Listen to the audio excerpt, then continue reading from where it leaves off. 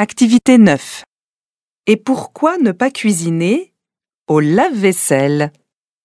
C'est une manière efficace de cuire à basse température. Il suffit d'emballer poisson ou viande dans un sac étanche, puis de lancer un programme à 60 degrés ou plus.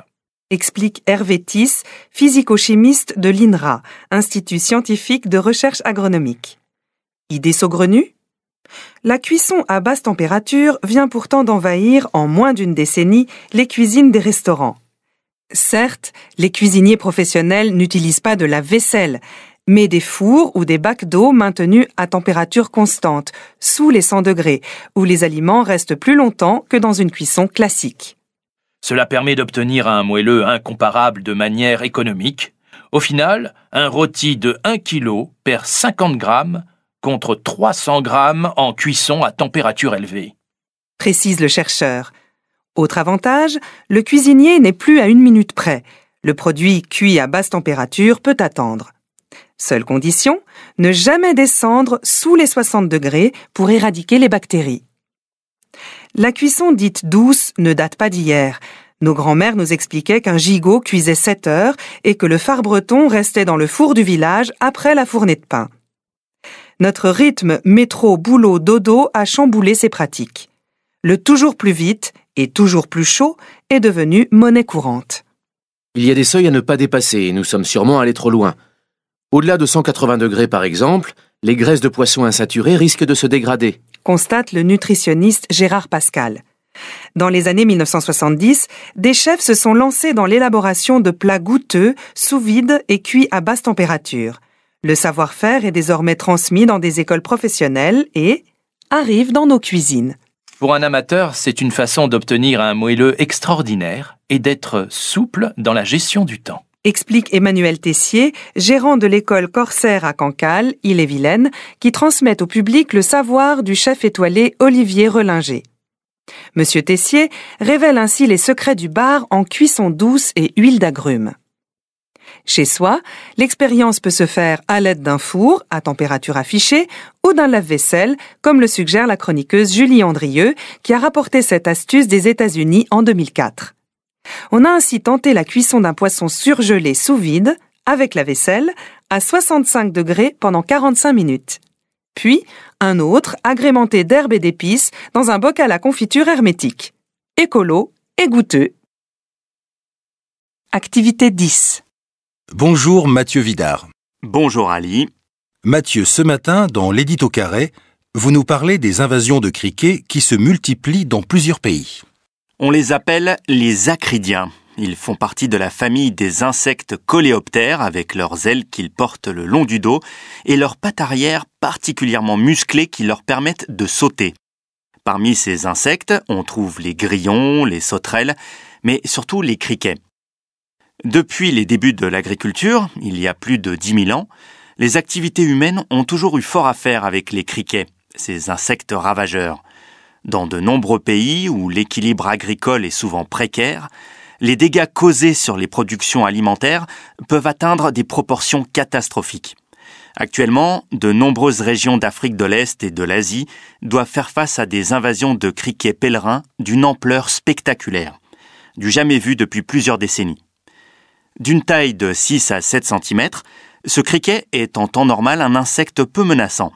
Mais lorsque certaines conditions climatiques sont réunies, comme l'humidité, cet animal devient le ravageur migrateur le plus destructeur au monde, en adoptant un comportement grégaire grâce à un emballement de sa reproduction. Imaginez, Ali, que le nombre de criquets est multiplié par 20 à la première génération, puis par 400 à la deuxième, pour atteindre 8000 au bout de 6 mois, et ainsi de suite. Un nuage de criquets peut comprendre entre 40 et 80 millions d'individus au kilomètre carré. Et quelles sont les conséquences de ces invasions, Mathieu? Catastrophique. Le criquet pèlerin mange l'équivalent de son poids, soit 2 grammes par jour, et il se nourrit de toute la végétation qu'il trouve sur sa route.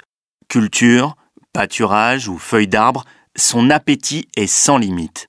Au Kenya, un essaim de 2400 km² a été observé, ce qui représentait 192 milliards d'individus. Les chercheurs ont pu calculer qu'en une seule journée, ces criquets dévoraient l'équivalent d'une ration de 80 millions de personnes. Tous les jours, des pays comme l'Éthiopie, la Somalie et la Tanzanie voient débarquer ces envahisseurs.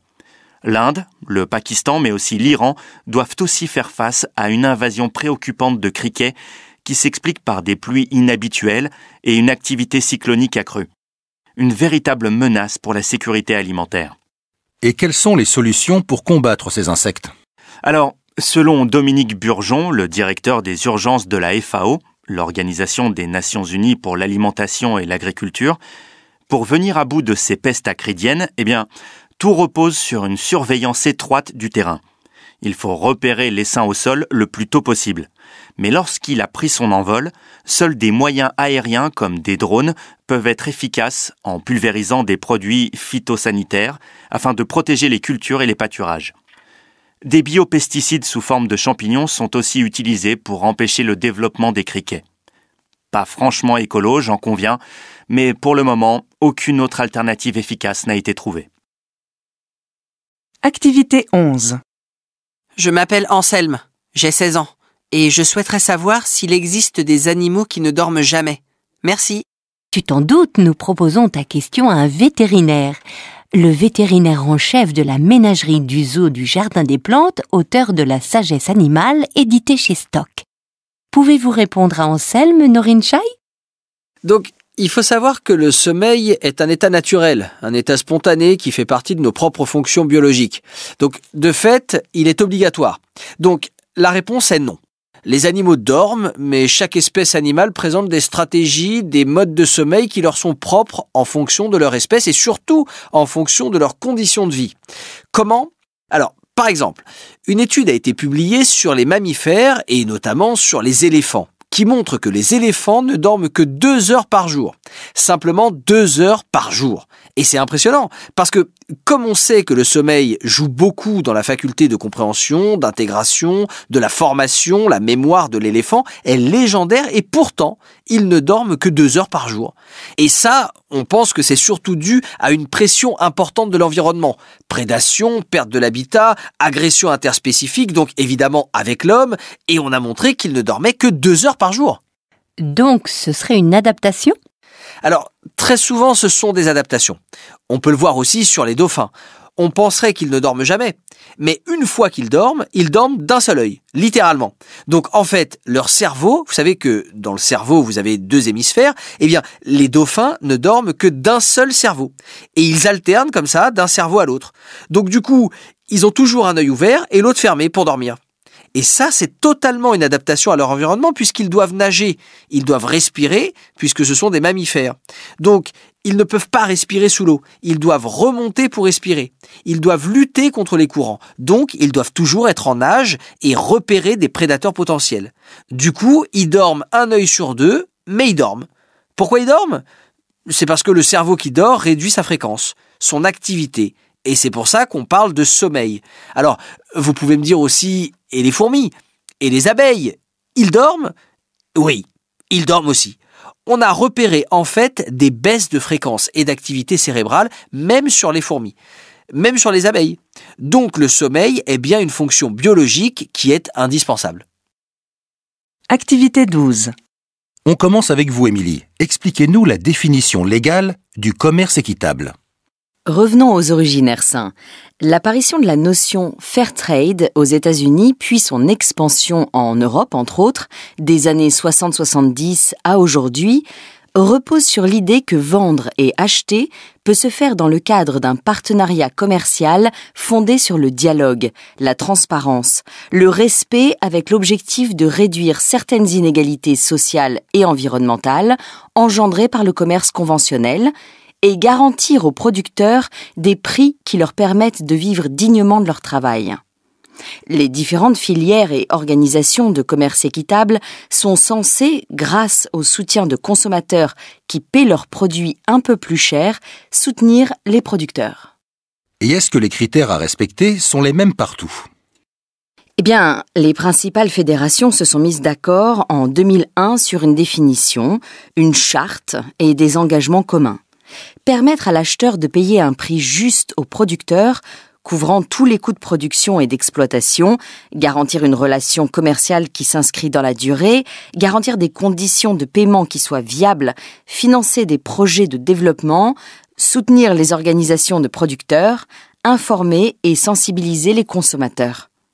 De leur côté, les producteurs s'engagent à se structurer en coopératives ou autres organisations collectives, à faire respecter des conditions de travail décentes, dans le respect de l'égalité entre hommes et femmes, en protégeant les droits des enfants, en luttant contre toute forme de discrimination, en protégeant les droits traditionnels des communautés locales et dans le respect de l'environnement et de la biodiversité.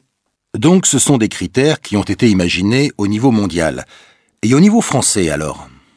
En 2014, la définition légale du commerce équitable a été étendue, dans le cadre de la loi sur l'économie sociale et solidaire, aux relations avec tous les producteurs, y compris en France. Le commerce équitable y est défini comme celui qui a pour objet d'assurer le progrès économique et social des travailleurs en situation de désavantage économique du fait de leur précarité, de leur rémunération et de leur qualification. Organisés au sein de structures à la gouvernance démocratique, au moyen de relations commerciales avec un acheteur qui satisfont à certaines conditions précises, engagements contractuels précis à respecter, notion de prix rémunérateur, financement de projets collectifs, sensibilisation des consommateurs à des modes de production socialement et écologiquement durables, dans le respect aussi de critères de transparence et de traçabilité des filières. Depuis 2015, la loi précise que les systèmes de garantie et les labels de commerce équitable sont reconnus par une commission spécifique, la Commission de concertation du commerce, installée en 2016. Certains labels, comme Fairtrade, Max Havelaar ou SPP, symbole des producteurs paysans, s'appliquent uniquement aux produits dont les ingrédients sont issus des pays en développement. D'autres labels, comme Fair for Life, peuvent s'appliquer à différents produits, quelle que soit leur origine. Le label agri-éthique ne s'applique, lui, qu'en France. Activité 13. Alors Jean, ce matin vous parlez du mensonge, c'est ça ? Oui, Philippe, exactement, le mensonge. Est-ce que tout le monde ment ? Pourquoi certains mentent tout le temps ? Y a-t-il de bons mensonges, des mensonges autorisés ? D'abord, c'est quoi d'après vous un mensonge ? Quand quelqu'un ne dit pas la vérité. Oui, effectivement, vous avez raison. Donner intentionnellement de fausses informations, c'est mentir. Toutefois, il existe bien d'autres formes de mensonges, à commencer par le mensonge par omission, consistant à ne pas tout dire, et aussi l'auto-mensonge qui nous amène à nous duper nous-mêmes. Par exemple ? Eh bien, lorsqu'une personne envisage de changer de voiture, par exemple, et qu'elle hésite entre deux modèles d'automobile, et que le choix est difficile puisqu'elle opte pour la première auto, eh bien, on a observé qu'elle va alors naturellement dévaloriser celle qu'elle n'a pas choisie. Cela se fait automatiquement, de façon complètement involontaire. Cette auto du prix aide en fait la personne à mieux assumer son choix. Mais alors Jean, est-ce que tout le monde ment ? Eh bien, pour le savoir, Philippe, des psychologues ont demandé à des étudiants d'entretenir une conversation avec un inconnu et par la suite, 60% de ces mêmes étudiants ont avoué avoir menti au moins une fois en 10 minutes de conversation avec un fait notable remarqué par les chercheurs. Tout d'abord, les femmes mentaient autant que les hommes, mais ces derniers le faisaient pour se mettre en valeur, alors que ces dames mentaient pour mettre leur interlocuteur à l'aise. Si je comprends bien, ça fait 60% de menteurs. Est-ce que ça veut dire qu'il y a 40% des gens, comme vous et moi, qui ne mentent jamais ? Ce serait un très bon résultat, c'est vrai. Toutefois, non, c'est aller trop vite. Cela dépend du contexte. Mais alors Jean, pourquoi est-ce que nous mentons tant ? Manifestement parce que cela fonctionne. Dès qu'il s'agit d'obtenir quelque chose, que cette chose soit matérielle, affective, sociale ou professionnelle, cette capacité à duper est clairement le fruit de l'évolution naturelle. Les enfants apprennent très tôt l'art de la ruse. Ça les amuse de piéger gentiment leurs parents ou leurs petits camarades. Même les animaux mentent. Des scientifiques ont observé le comportement de singes femelles qui faisaient croire à une attaque de prédateurs dans le seul but d'éloigner des mâles pour déguster tranquillement des fruits qu'elles avaient préalablement cachés. Mais quand même, Jean, est-ce qu'on peut continuer à dire que ce n'est pas beau de mentir ? Oui, je crois. En fait, il existe bien des types de mensonges différents, bien sûr. Les mensonges qui blessent, qui trompent ou qui escroquent sont le triste résultat des aspects les moins nobles de la nature humaine, le fruit d'esprits parfois malades. Puis il y a les autres mensonges, ceux pour faire plaisir, pour mettre à l'aise, pour faire rire, et même ceux qui mettent l'autre dans la confidence. Ces mensonges-là participent aux bonnes relations humaines et affectives. Rappellent que Dame Nature nous a dotés de bien des capacités. À nous de nous en servir avec sagesse et discernement. Dès lors que vous vous respectez et que vous respectez les autres, vous pouvez ne faire que de bonnes choses autour de vous. Ça fait du bien de s'en souvenir. Activité 14.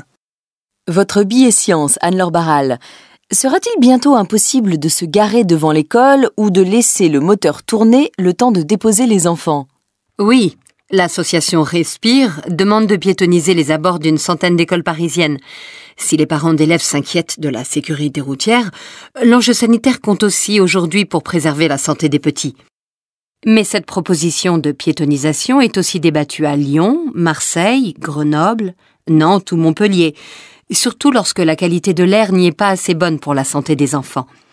En fait, cela revient à demander la mise en place de rues scolaires, un concept qui existe dans plusieurs pays européens. Il s'agit de fermer à la circulation automobile les rues près des écoles, soit ponctuellement aux heures d'entrée et de sortie, voire de récréation, soit totalement. Il faut dire que les indicateurs de la qualité de l'air pour certains établissements dans les grandes villes proches des périphériques ou dans des rues très empruntées ont des taux de polluants bien au-dessus des seuils réglementaires. Et c'est particulièrement problématique pour les enfants? De nombreuses études épidémiologiques montrent que la pollution de l'air est un facteur aggravant dans plusieurs maladies pour les adultes. Allergies, asthme, cancer, diabète.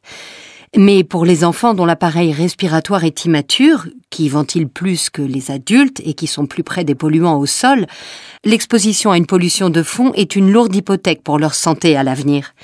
Une étude réalisée en 2019 auprès de 14 000 enfants britanniques montrait que chaque microgramme de polluant dans 1 mètre cube d'air qu'ils respirent réduit d'autant la capacité pulmonaire des plus petits.